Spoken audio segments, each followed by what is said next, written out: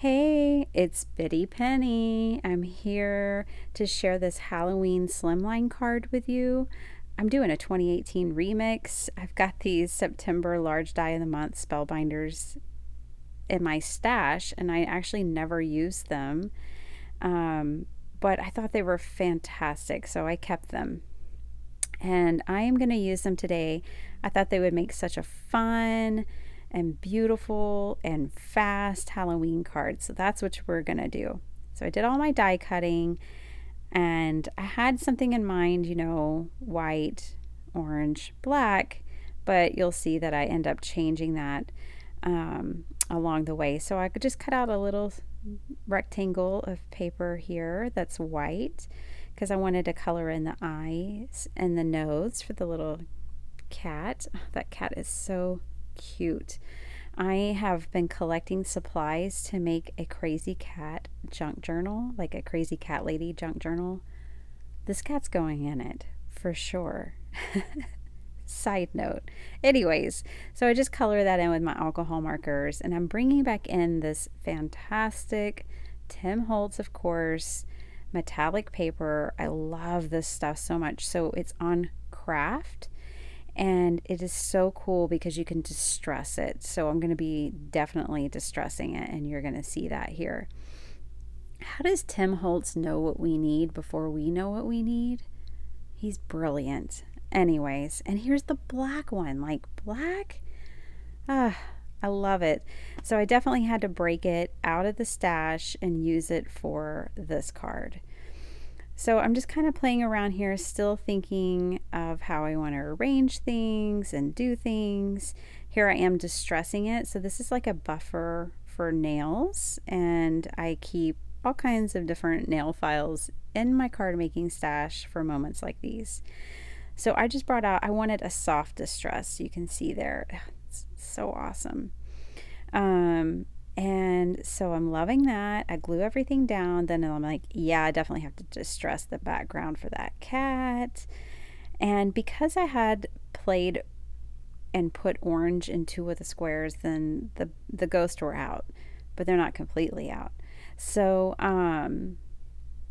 here I'm just distressing that, and then you can see I have that spooky pumpkin underneath my acrylic block there. He's drying. But he's going to go on my card too. And I love that I made that change. I'm just highlighting with a gel pen to give it a little extra illustrative look and less like, yeah, I die cut something and glued it down. So I like the detail that this adds, particularly for this image and this card. So then I will bring in a piece of paper. This is from an old Michaels pad. They're hot buys, which are pretty cool.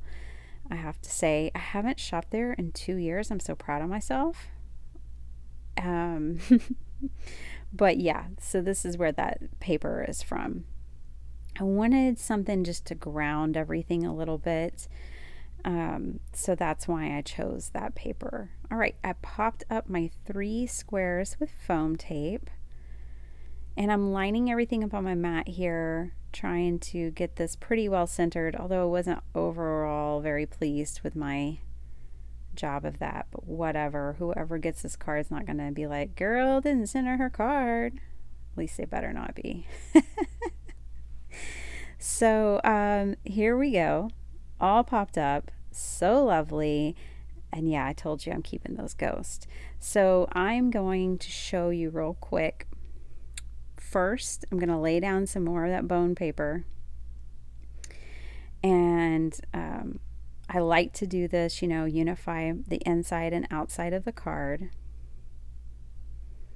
So I'm going to lay that down first, and that's important because of the next step, which I'm popping that up. That's going to pop up and say boo just as soon as you open that card. So I'm going to bring in this strip of paper and show you how easy this is. All right, back to the mat.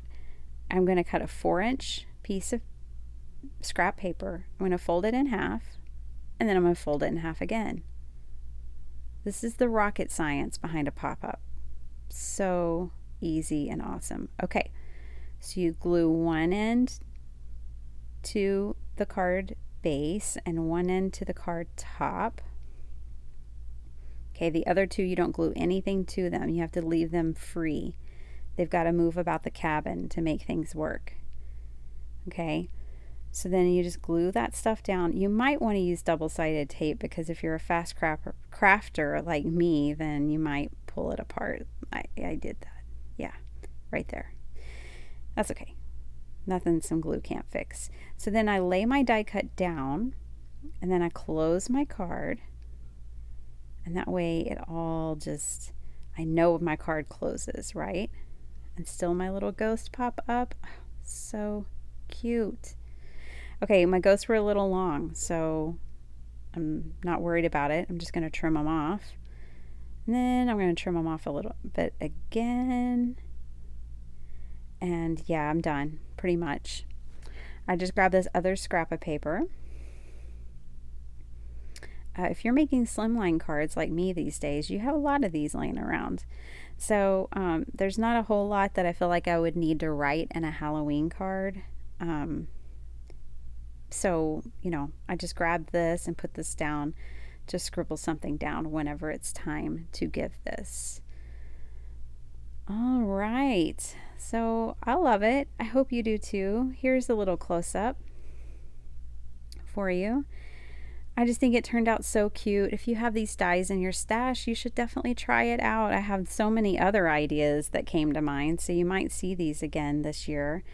And it was just so much fun. It was so fast, so easy, and I love the results. I do want to put some more like little ghosts in the background there, but that'll happen later. Thanks for watching.